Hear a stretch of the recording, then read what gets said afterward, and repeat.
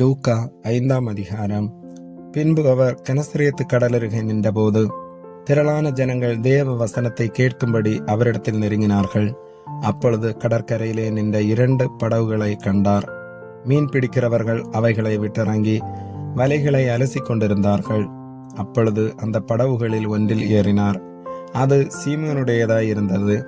அதை கரையிலிருந்து சற்றே தள்ளும்படி அவனை கேட்டுக்கொண்டு அந்த படவில் உட்கார்ந்து ஜனங்களுக்கு போதகம் பண்ணினார். அவர் போதகம் பண்ணி முடித்த பின்பு சீமோனை நோக்கி, ஆழத்திலே தள்ளி கொண்டு போய் மீன் பிடிக்கும்படி உங்கள் வலைகளை போடுங்கள் என்றார்.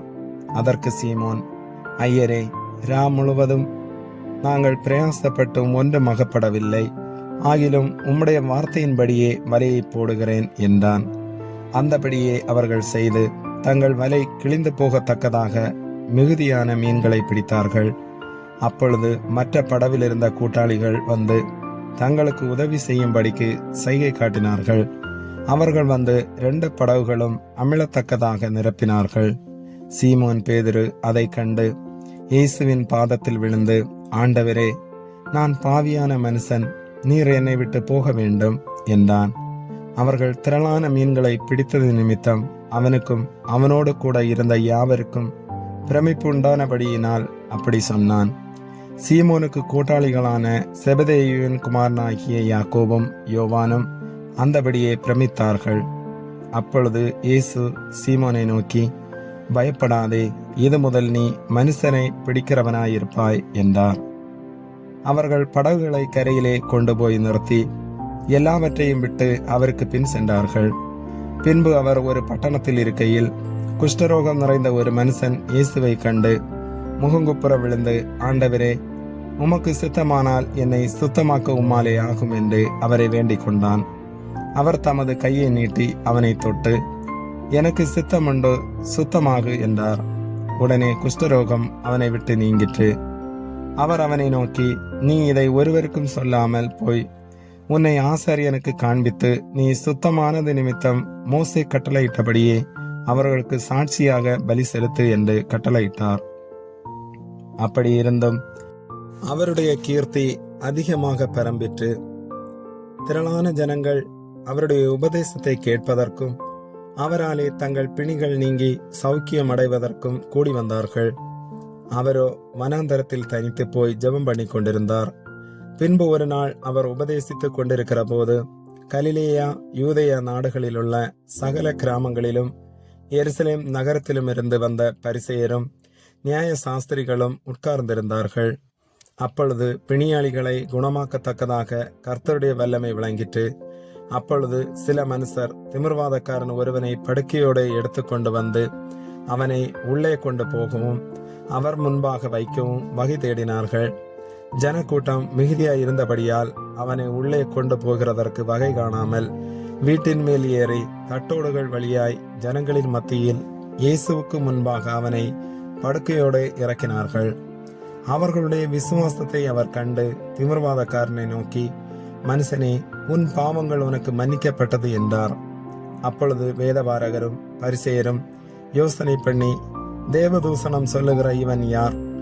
தேவன் ஒருவரே ஏந்தி பாவங்களை மன்னிக்கத்தக்கவர் யார் என்றார்கள்.